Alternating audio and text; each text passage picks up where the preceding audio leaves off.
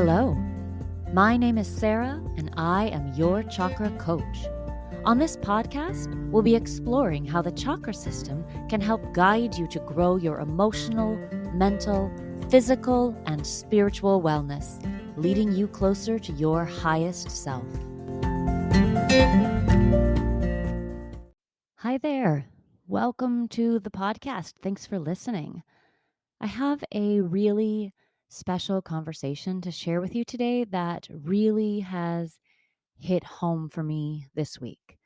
I recorded it a few weeks ago, but the message of it is really strong in my current situation. We're talking about spiritual freedom, what that is, what it can mean, what it can look like, and a lot of the conversation is around being able to have inner peace, joy, and connection, even when the world is falling down around you, even when it feels like your insides are crumbling. My family suffered a terrible loss this week, the death of a beloved family member. And like everyone who has experienced intense grief like this, you know that peace and joy feel a million miles away, like you'll never be able to find them again. But as I was listening again to this conversation with Swami Nityananda, I started to see the light at the end of the tunnel. It's really far away right now, it seems, but at least I know it's there. There is light. We also talk about the universal energy field that we're all a part of, and that was comforting to me as well. Definitely not in a at least they're in a better place now way, because I'm not in a space where that's helpful, but in the knowing that all our souls exist forever in the energy field. All our consciousness exists even when I feel disconnected from it. Swami Nityananda's words started to give me a path back. It's a long path for me and my whole family, but we can go together. And I invite you to listen to her and see if you can find your path as well. A little about the Swami. Swami Nityananda has dedicated her life and career to helping humans live in joy and freedom. She has spoken to audiences in 10 countries and been a featured speaker on NPR and Radio Ireland, among other platforms and podcasts. Her work has been supported by Fulbright grants, the National Endowment for the Humanities, and the Andrew W. Mellon Foundation, and she's received other national and international awards. She was consecrated as a Swami by Swami Chakrananda in 2014. She is the spiritual teacher and spiritual leader at Awake Yoga Meditation, a meditation community located physically in Baltimore that reaches listeners in many geographical areas. Her meditations help audiences feel calm and exuberant and live their fullest lives, strengthening self-awareness, relationships, abundance, and well-being on every level. She teaches non-dual awareness and the yogic tradition in ways that are accessible to contemporary audiences like us. A reader described her book, Awake, the Yoga of Pure Awareness, saying, "This is one of those rare books that is absolutely life-changing if you follow the principles within it." As Juniper Ellis, her non-Swami name, she is a professor of English at Loyola University, Maryland. She earned her PhD at Vanderbilt University. She's published a book, Tattooing the World, with Columbia University Press. Her teachings focus on liberation and hope. We talk about how to visit her meditation community both in person and virtually at the end of the episode. So if you're looking for more guidance, Awake Yoga Meditation has lots of options. The vast majority of them are free. Of course, all the links to her social media channels are in the show notes, as are mine, so you are always welcome to join us there. Mostly, though, I hope you listen to this conversation with a heart ready for healing. Swami Nityananda, thank you so much for being here. It is such a pleasure to see your face and have you on the show. I'm really excited to talk with you. Thank you. Oh, it's absolutely my pleasure. So today we're talking about some topics that I I feel like can be kind of complicated to understand. So I'm really hoping you'll be able to break them down for us just in ways that are a little bit easier for a brain to wrap its head around. So we're going to start by talking about non-dual awareness, which as I'll tell you what I think it is, and then you tell me if I'm right. So non-dual awareness is sort of the sense of no separation between object and viewer. So that it's literally the embodiment of what people say, oh, we're all one. But this is truly the deepest meaning of that. Tell me more. That is such a beautiful description. And one of the ways that I think every human is connected with non-dual awareness always is in those moments of spontaneous freedom and spontaneous joy. And so as you were speaking, a couple images came into my mind. One was if you've ever seen a little child, like say maybe a 4-year-old, arrive at the edge of a park and they see the expanse of park in front of them and they just run into the park screaming with joy.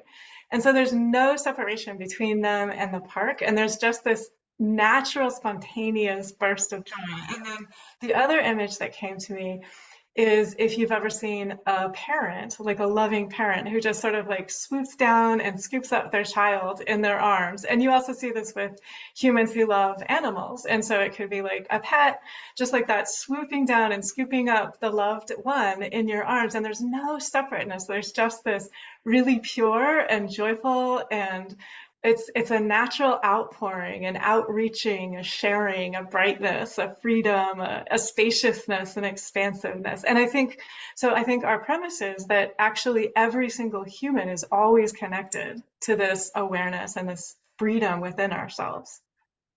Even as you were saying those images, yeah, I can absolutely picture a 4-year-old on the edge of the park, right? And I can feel it sort of a second hand almost like I am also the child and I am also the park, right? I think we all get that sensation, or when you come home from a trip and your dog runs to the door, and I mean just everything that you're saying creates a feeling in my body and my heart of just almost expansiveness, right? Like it's a growth to include more things. So it's a oneness, and the sense is that it isn't just no separation between you and me, no separation between the child in the park or me and my dog or a parent and child. It's that there is no separation between any of us. So you and me and you listening right now, and also your neighbor and your coworker, and even your ex-husband that you don't get along with well. There actually is no separation. Is that the premise of non-dual awareness? So there is the reality of non-separateness, and you could feel it as you were talking, as you were describing. You also could put it that we're all part of a field of vast energy, and we're all connected. So each of us has our own bodily container. Like you have the role that you are playing in the world, that only you can play in the world. And God bless, your ex-spouse has the role that As only their role they too. can play in the world. And so when you have sort of that clarity and you understand there's actually nothing wrong with the role that your ex-spouse is playing in the world, then you can allow them to be. And you can have a sort of clarity and a feeling of freedom, allowing them to be on their journey, allowing yourself to be on your journey. And so there's also a deep healing and a deep joy to this realization as well. So the concept of non-dual awareness doesn't eliminate the boundaries of this container, right? I still have autonomy in my own self. Just because we are part of this large field doesn't mean that we don't have sort of rights to our bodies and rights to our spaces. How do you sort of negotiate that? So that would be negotiated by each individual. And you're absolutely right. So you must actually faithfully and honorably and nobly fulfill the role that only you can fulfill. And so to do that from awareness of the way we are all interconnected brings an incredible renewal of energy and resourcefulness and connectedness so that we will, with much greater freedom and joy and expansiveness play the role that only we can play.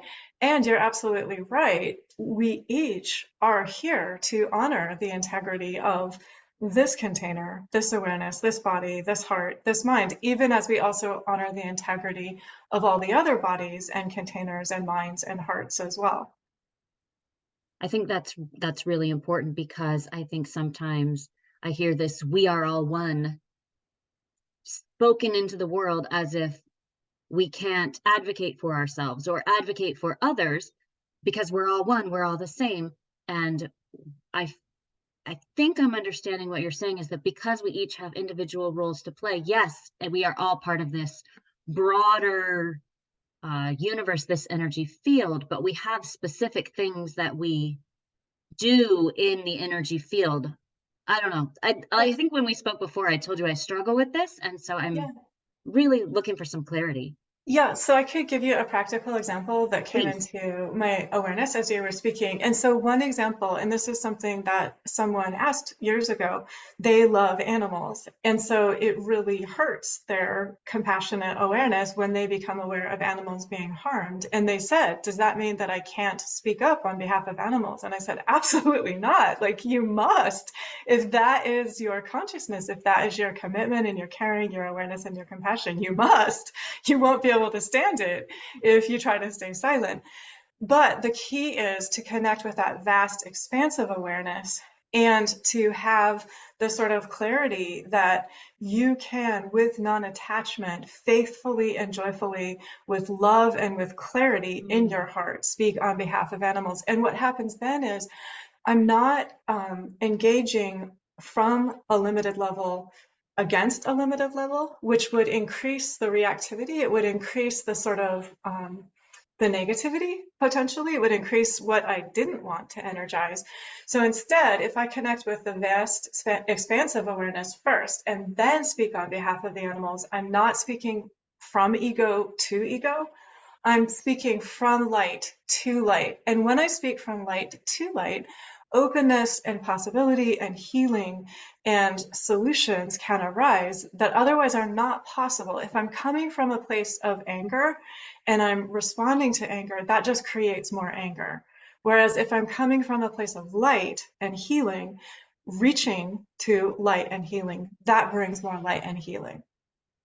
it's like that old saying about how ironic it is when people fight for peace, that it's coming from the ego as opposed to tapping into this field, this awareness of the greater good, the greater self, the highest good. I think there's a lot of different ways that people talk about it, but this allows us to approach one another on an individual level, and I would imagine even on a systemic level, from a place of compassion, because we understand that maybe everybody really is doing the best they can in their bodies, in their containers.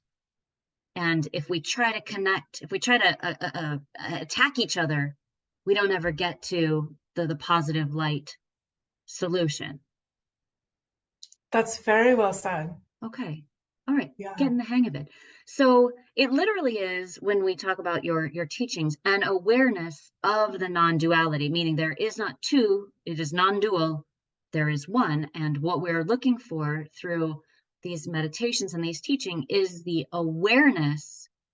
And I imagine not just like the intellectual, yeah, the intellectualization, like I can think in my head, we are all one, but the experience of knowing it on more of a maybe instinctive or heart level. Can you tell me more about how we become aware? I believe, and I think that I can see this, as we're speaking, that each of us has an inbuilt bodily awareness that is continually connected to this field of universal energy. And so being present in our bodies is continually giving us cues.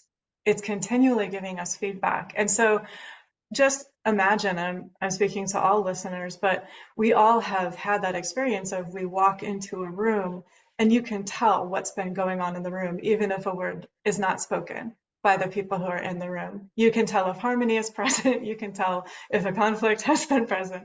The energy is in the room. And so each of us has built-in compasses, and our bodily awareness is with us always. And so if we are present and inhabiting our bodily awareness, we're connected to that, we're tuned into those cues.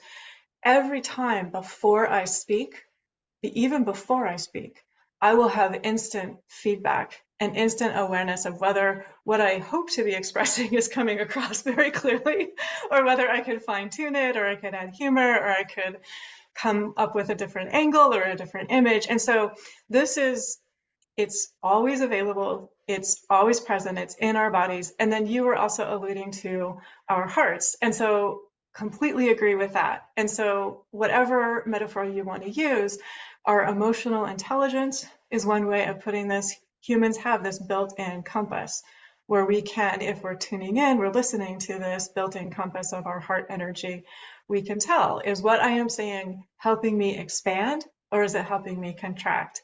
And generally, if what I am saying is helping me expand, that means I am not coming from ego, and I am not reaching ego as well. And so we can continually open to this energy of compassion, this energy of insight, this energy of awareness, using our body as a register that helps us navigate, using our heart and our emotional intelligence as an indicator, almost like a GPS system that helps us navigate our conversations, our relationships, our tasks, our workplaces, everywhere that we are in our world. Do you have something to say that the world needs to hear? Of course you do. If you want to turn your ideas into a podcast, Spotify's got a platform that lets you make one super easily, then distribute it everywhere, and even earn a little money. All in one place, for free. It's called Spotify for Podcasters, and here's how it works. Spotify for Podcasters lets you record and edit podcasts right from your phone or computer. So no matter what your setup is like, you can start creating today. Then you can distribute your podcast to Spotify and everywhere else podcasts are heard. Video podcasts are also available on Spotify. With Spotify for Podcasters, you can earn money in a variety of ways, including ads and podcast subscriptions. And best of all, it's totally free with no catch. I like it because it's easy to use and to get support when I need it. Download the Spotify for Podcasters app or go to www.spotify.com/podcasters to get started. One thing I've been working on myself this year is something that I've been referring to as my authentic self, meaning like, who am I without the trappings that have been put on me?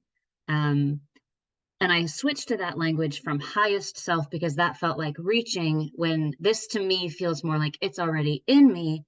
I'm just trying to pull away sort of the junk that's been put on me in my years on the planet. And to me, that feels kind of like what you're saying, like if I'm able to tap into what I'm currently terming my authentic self, that's the space where I'll find my innate connection to everyone else. Is that, I think that's maybe just another way to say it. What do you think about that? I love what you said. It's very sincere, it's spiritually honest. And I love what you say, like it doesn't have to be complicated. And it's with us. It's with us already. And so I agree with you very much. There is a directness and an ease when we are in contact, whatever your words for it are. It can be called the truth self or the higher self or your heart, whatever your word for it is, the authentic self. It's very simple and it's already present. It's very non-complicated. So I think our human mind likes to create complexity and likes to say, no, it's complicated, it's not here already, but it actually is here already. And so living from that with honesty and with courage, it's available. It's with us right now. Is that what you would consider spiritual freedom, the living from that place? Is that what you define as spiritual freedom, or is that something different? That's a really good question. So when you talk about spiritual freedom, what comes to me is there's like a lightness and a brightness. It's a very felt awareness within ourselves. So within the body, within the heart, within our awareness, there's a sense of joy and a sense of willingness and a sense of spontaneity.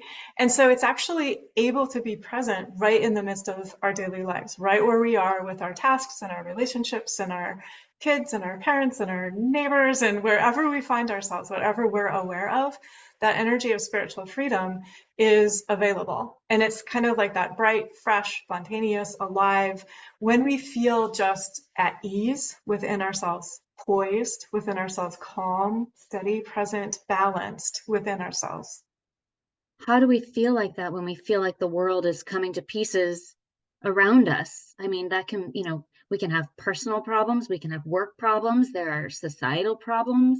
How can we feel that spiritual freedom when it feels like sometimes your very insides are crumbling? Absolutely. And I mean, as you were speaking, my whole heart is open with so much respect and so much caring and compassion and sympathy, because being in a human body, being in a human heart, being in a human mind challenges us to our core to draw forth those spiritual resources, which are always available within ourselves. And so on the one hand, the first thing that I want to just say is I'm not attempting to minimize or be glib or gloss over how absolutely challenging it can be to be a human. And so for every listener to just be compassionate and open-hearted and amazed at how incredible you are to be here in a human body, to be here in a human heart, in a human mind. You are incredible, absolutely incredible. And it is a truth that is verifiable by each individual that spiritual freedom is always available inwardly, independent of human circumstances. And so what the yogis tell us, and this is something they tell us not to take on their word, but they say put it to the test. They say put this into practice and feel this directly for yourself. Feel directly for yourself that it is possible to have an open heart and a feeling of forgiveness, a feeling of self-acceptance, a feeling of allowing all things to be as they are, even as we are waiting for the test results, opening that really challenging piece of mail, preparing ourselves to have that really difficult conversation, whether it's at work or whether it's with a partner or a friend or a parent or a child. It is possible to come from a place of clarity and peace and kindness and wisdom that is vaster than the human. And so each of us has access to this. Each of us knows how it feels when we are in contact with that energy that is beyond what the separate individual human container can conceive of as being possible. It gets named different things. I mean, this is the peace that passes understanding. That's one way that it gets named. This is the peace, the shanti, shanti, shanti, with a peace that is possible on all levels of the body, the heart, the mind, and the life. And it is the peace that is here, it is present, and it is available regardless of how we are feeling. So even if we're feeling, like you said, things are crumbling and things are falling apart on a physical level or an emotional level or a mental level or in our world and what we are perceiving, we always can access that peace. And then in that peace, we connect with wisdom and we connect with kindness, which allows us to bring to life what otherwise would be impossible. And so just to acknowledge, humans very, very frequently do what seems to be impossible. And the way that we do this is by tapping into this freedom, spaciousness, peace, this energy of truth, the authentic self, whatever your word for it be, it is with each of us. And so each of us is continually developing our muscles and our agility and our ability to expand beyond what the human eyes are capable of seeing in order to connect. You could also call it like a field of possibility, which is always present and available as well.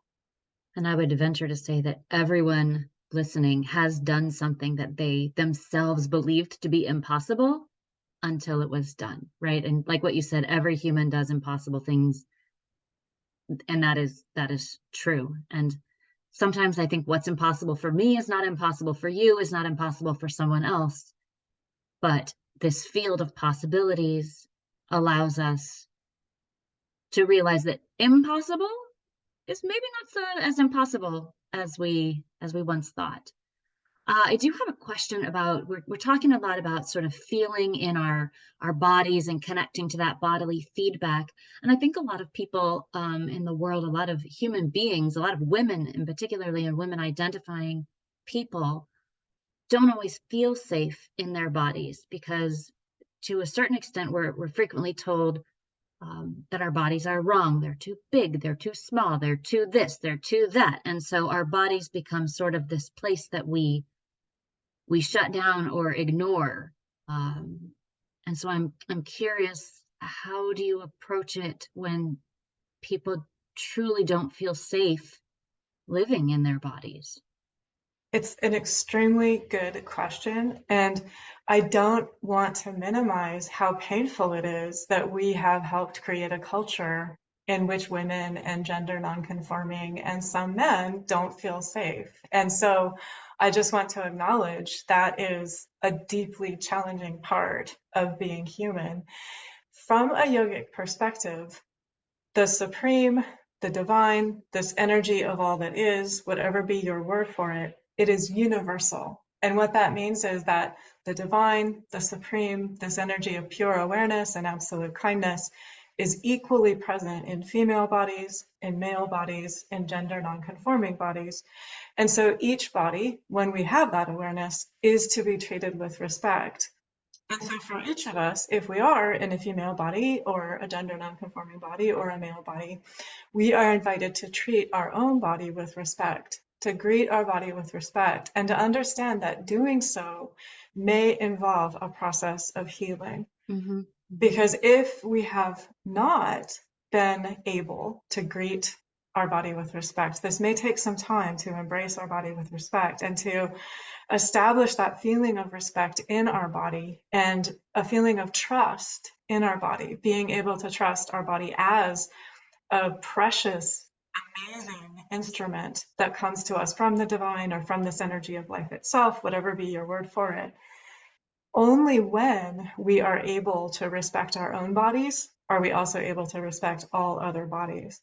And so as we establish ourselves in that feeling of trust and respect in our own body and the ability to trust and respect others in other bodies, we naturally will be able to tune into a feeling of safety and security within ourselves, a feeling of being able to trust the energy within our own bodies, the feedback, the feelings within our own bodies. And on that basis, we will also be able to interact with other human bodies in entirely new ways. And so, a relationship of love, a relationship of trust would unfold and unfurl in a deeper way when we're greeting ourselves with this energy of respect and trust and greeting others with this energy of respect and trust. The other thing that I would say is just truly, truly believe in your capacity to heal. So our relationships to our bodies and our emotions and our thinking patterns, they are energetic, which means we can shift them. We can change them. That's right. And so believe in your ability to heal. Whatever you have experienced in your body, however challenging it has been, believe in your ability to feel whole and vibrant and healthy and glorious and bright in your own body. I have yet to meet anyone who is not capable of healing. And it sometimes is an enormously painful process and a long process sometimes. But I think you're right. Like, we all do have that innate capacity for healing, and it's just a journey, right? It's a practice. Do you have any suggestions? How do you approach healing so that we can start to tap into this awareness? So I think one of the most freeing realizations is that each of us within our own bodies, within our own emotions, within our own thinking patterns, has absolute ability to choose, where do I focus and direct my attention? Am I choosing to focus and direct my attention toward what is healing and strengthening and brightening and uplifting for myself and for others? Or am I choosing to focus my attention on what keeps the old energy patterns in my energy field. So as soon as I realize this, I have the freedom continually. If I have a wave of old energy, like a wave of shame or a wave of blame or hurt or pain or guilt or judgment, whether directed toward myself or another, I have instant awareness that I can shift my energy. I can shift my attention. I can shift my focus toward what would be more healing, toward what would be more freeing. The people who count how many thoughts humans think a day, the number varies, but it sometimes is mentioned that it's 40,000, 50,000, 60,000. So gradually, as you shift your thinking, we do lay down new pathways in our own brain. And so magnetic resonance imaging, functional magnetic resonance imaging has the ability to look at this, to change. We have the ability to change the pathways in our own brain every time we choose to redirect our focus, our energy, our attention. So yoga is a powerful healing modality. Meditation is a powerful healing modality.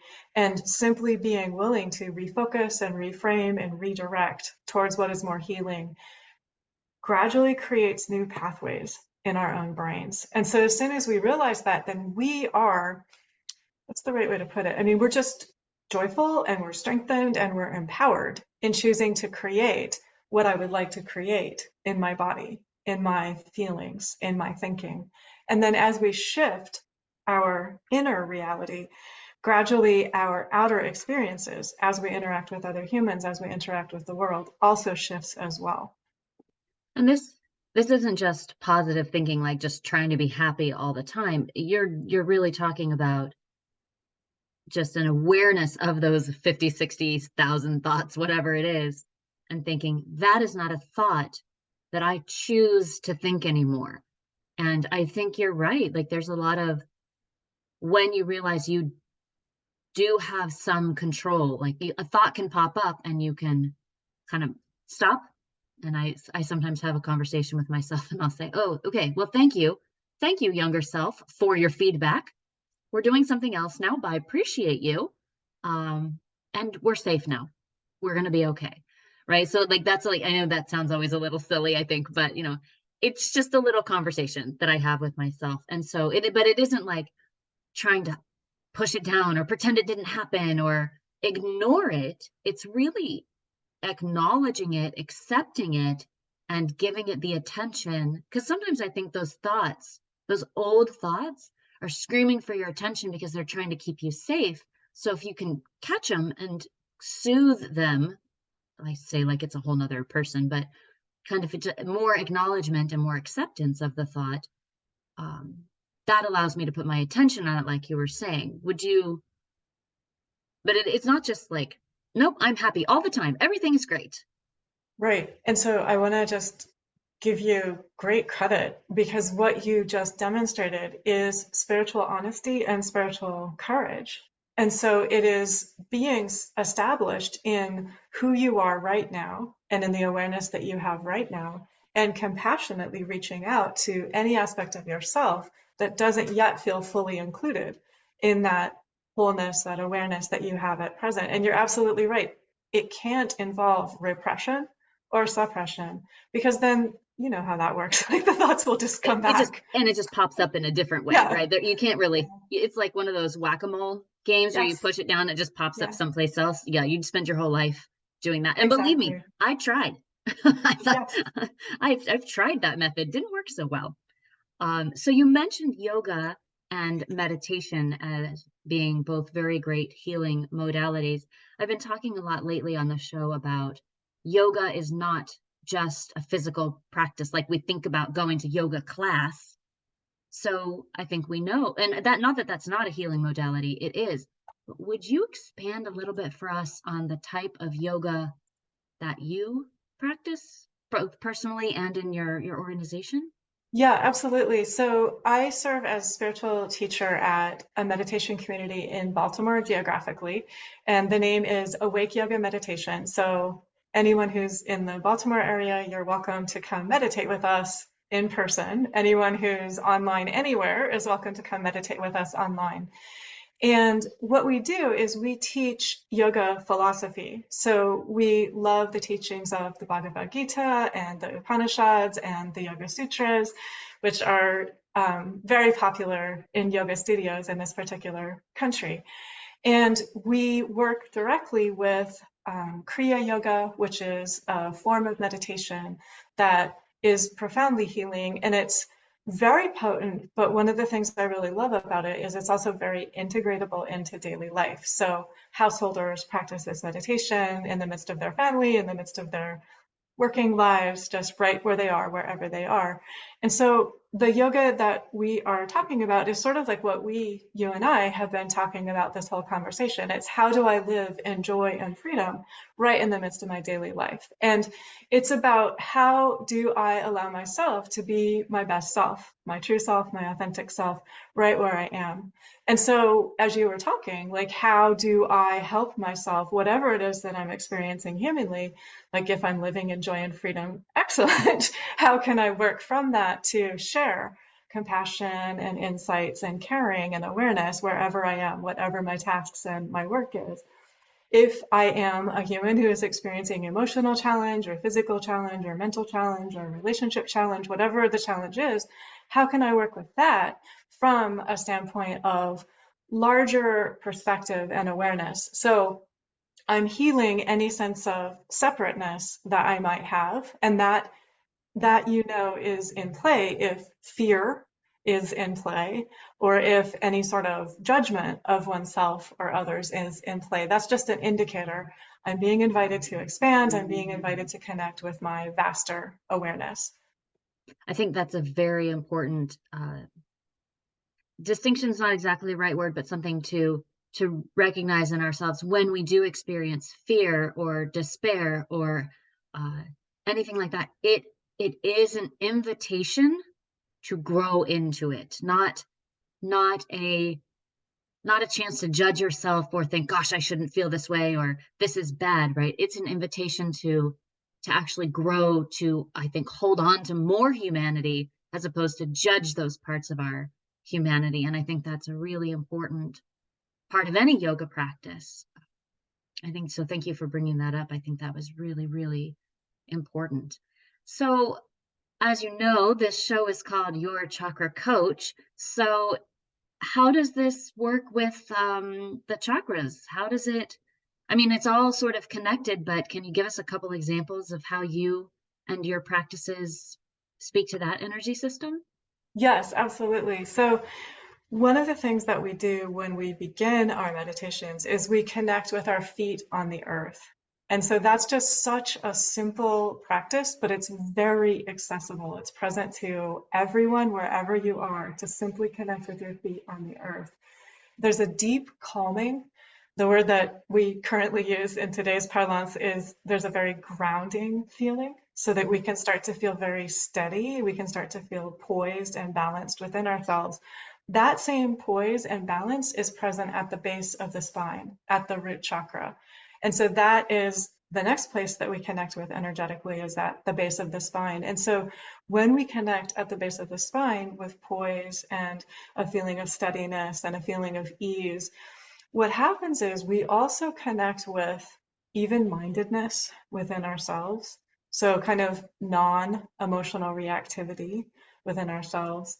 We connect with a softening if we have had any sort of barriers that we've been putting up between ourselves and others that are fear-based. So we'll have clarity and we'll have awareness. We'll still have awareness of everything that we perceive with our human eyes, but we'll also have an awareness of the deeper energetic awareness that is in play as well. And so we might have the same conversation at work, but the energy that shares through us will be sharing from this peace, from this poise, from this balance. And so we find ourselves less shaken, less able to be taken out of sync or off balance, more able to be present and responsive. in, say, that you walk into a room and there's really challenging energy in the room because there's like a controversial decision that has to be made in your workplace. If you're coming from that place of steadiness and balance and poise, you're aware beneath your feet, at the base of your spine, of your interconnectedness always with everyone. And so you're not coming from a place of fear. And what happens then is, very often it happens spontaneously, so this doesn't have to be a conscious sort of deciding, but spontaneously you will find yourself connecting with decisions that include what is highest and best from your perspective, and also effortlessly include what is highest and best from the other's perspectives as well. And so there's this way that there's just an expansive arising of possibility and solution that otherwise would not happen. So that's an example, working with the root chakra. Yeah, that's so practical, right? It's like you do this work that feels, you know, it can feel sort of out there, like it's not mainstream, right? People aren't always understanding of that kind of thing, but it's very practical, and we can bring it into our workplaces and our relationships. And I really, really liked what you said, sort of, I guess this is my interpretation of it, but that sort of that safety and that grounding comes from within. It comes from that steadiness, and then we don't have to rely on our circumstances to be steady, because we ourselves are steady. And I have found that people that are experiencing that groundedness within them are very calming in a room, and they're the kind of person that brings the energy to where it needs to be for solutions to whatever the problem is, again, work, relationship, whatever it is. So I think that's really interesting. And I think that to me, finding that strength and having that inner sort of steadiness would almost be spiritual freedom in a lot of ways. I very much agree with you. And I really love what you said about as you were talking, what came into my awareness was just, for each of us, the invitation. You could take it as like, this is my invitation for today, filled with joy and good humor. Can I always be the calmest person in the room? And just to allow that to be. There you go. Here's a challenge for the week, everybody. Be the calmest person in the room. Oh my gosh, can you imagine? Well, honestly, like, can you imagine? I was saying, can you imagine, like a joke, but now that I'm imagining it, like, what if everybody set out to be the calmest person in the room, and everybody thought, I'm going to be so safe in my body that everyone else will have the space to feel safe in their body too. What if the whole world did that? Oh my gosh, I feel like it would be a very different place to live. Okay, so new mission. Everybody is the calmest, safest person in the room. Okay, great. Yeah, so I think that's fantastic. Can you tell me a little bit more about your meditation practice? I mean, so you are part of a lineage, Yeah. and I would love to just know a little bit more about that. How does that work? Because I feel like a lot of our Western practices don't have necessarily a lineage, or we do, but we call it something else. So Absolutely, yeah. yeah. So I think the lineage that I'm part of that goes back the farthest, my name is Swami Nityananda, and that was the name given to me by my meditation teacher. My meditation teacher was Swami Shankarananda, and he was the founder of our meditation community, Awake Yoga Meditation. So the lineage that I'm part of that goes back the farthest is the lineage that goes back to the founding of the Swami order. So I was consecrated as a Swami, and that goes back to Adi Shankar, who helped codify the yogic teachings of non-dual awareness. So he helped sort of bring together the Upanishads and some of these teachings that we've been talking about, which are all about how can humans live in joy and freedom in the midst of daily life. And then in about the mid-19th century, there was a teacher called Lahiri. Lahiri was a householder. So he was married, he worked in the government, and he worked in the forestry department. He was an accountant. He had 5 kids, and he was in his 30s. He had traveled to the mountains, and he heard his name being called, and he met his teacher, Babaji, who initiated him into the practices of Kriya. And Lahiri's request after meeting his teacher and being initiated into the practices of Kriya was, can I stay here with you? Can I stay here with you in the mountains? And Babaji said, no, you have to go back to the world and you have to bring these practices to the world. And so Lahiri, out of compassion, asked that he would be able to initiate householders. So people who are working, they have families, they're just right in the midst of daily life. And based on Lahiri's compassionate request, his teacher gave him permission to teach Kriya to sincere students who were householders, who were living right in the midst of daily life. So Lahiri taught a teacher who became known as Swami Sri Yukteswar, who taught a teacher who became known as Paramahansa Yogananda. And then And we he all know who that is. consecrated. We know, yeah, we've probably heard of that. And then Swami Premananda was a student of Paramahansa Yogananda. And Swami Premananda was the teacher of Swami Shankarananda, who was my teacher. Who was So your teacher? that's my lineage, yeah. I think it's beautiful to be able to trace sort of your heritage in a way back like that. I just think it's very interesting, and it comes down in lore and story. And so two just quick points of clarification, because I said, and we all know who that is, as if every single person does. Autobiography of a Yogi. It's a beautiful book. If you haven't read it, y'all go ahead. It's kind of long, but it's a story about how all of this came into being, and how a lot about how yoga, Kriya Yoga, was brought to the United States. And it's a fascinating story because it's not what you think. And I loved my experience reading that book, even if it did take me quite a while. So I said, and we all know who that is, and that's who that is. And also this word that you've been using, householder, that's like you and me, listener. We're people living our lives. It's the yogic term for people who are just doing their thing. You got a job, you got a family. You're not the person living in the cave, which I think we all feel like we have to go be if we're truly going to follow a spiritual path. But I want to be sure we all recognize that in the yogic tradition, there's a big space, a big opportunity for people going about day-to-day stuff to have the spiritual experiences.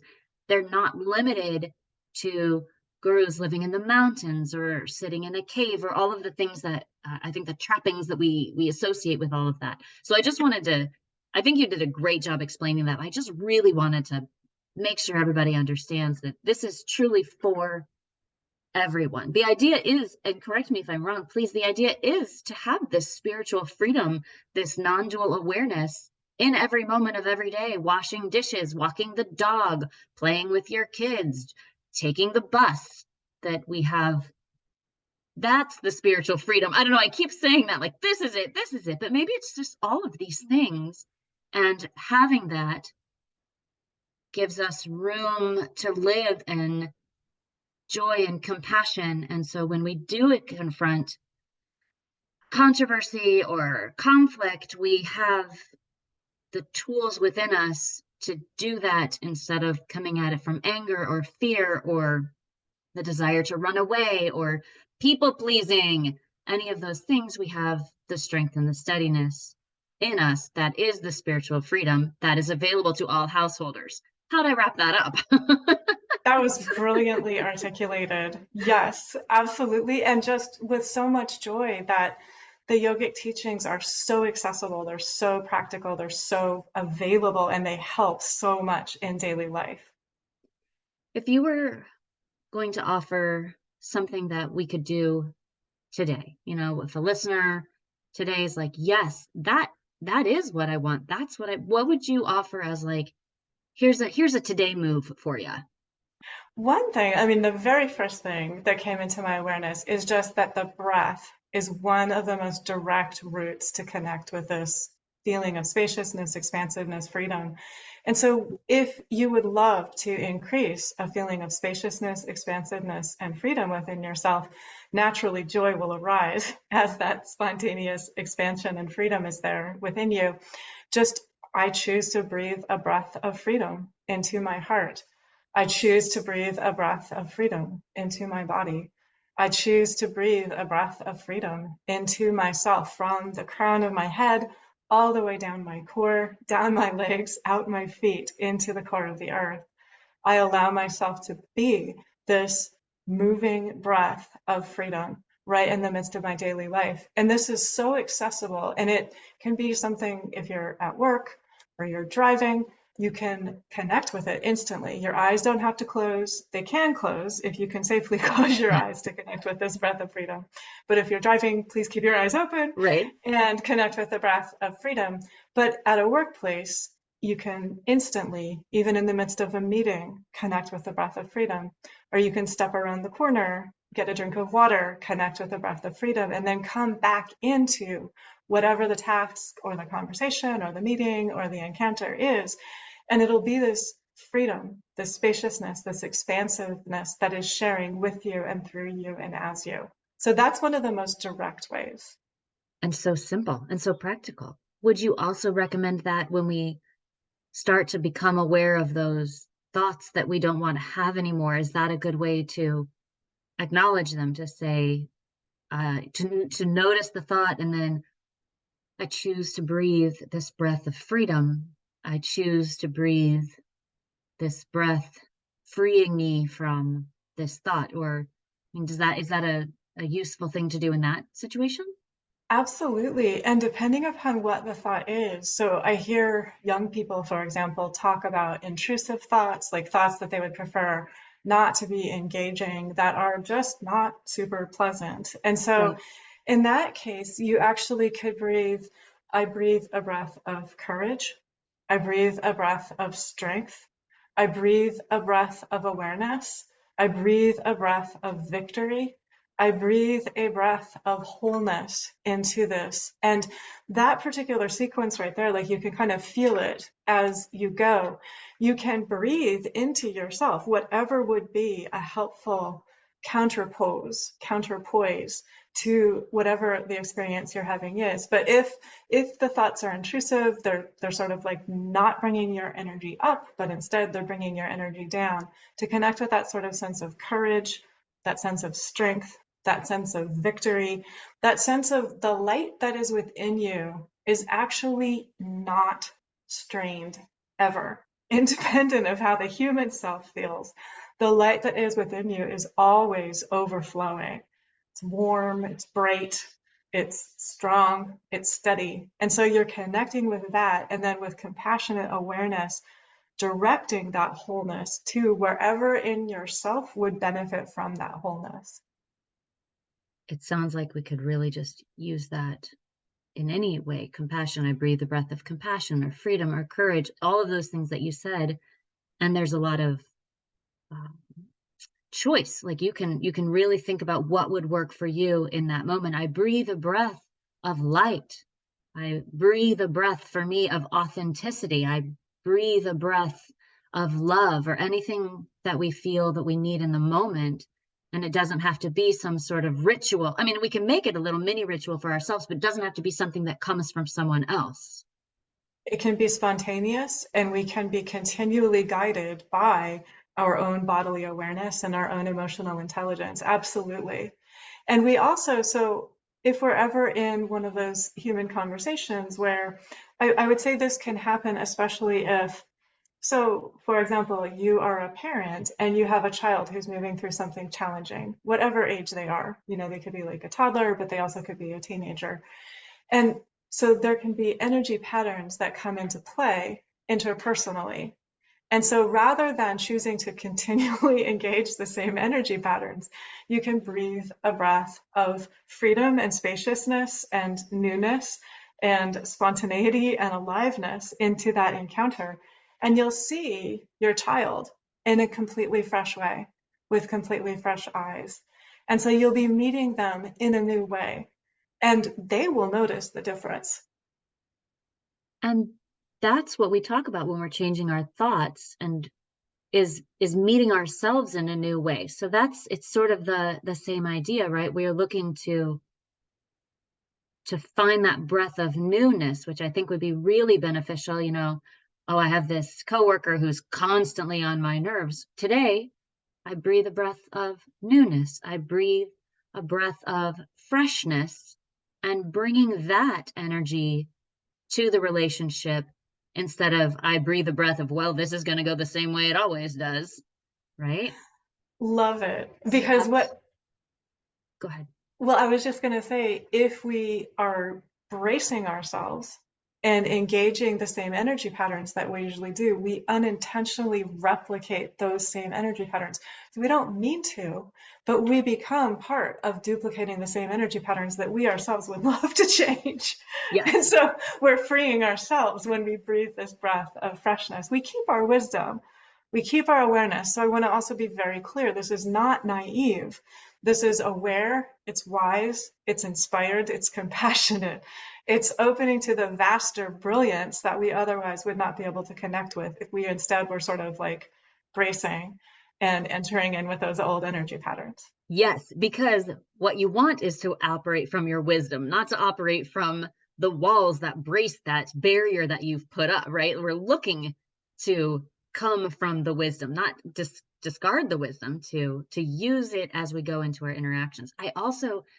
I'm thinking about how changing energies like on a societal level as well, like this same approach works if you've got, that family member that you're always arguing with on politics or religion or whatever it is, right? You have the opportunity to change that, but also on a broader scale, perhaps.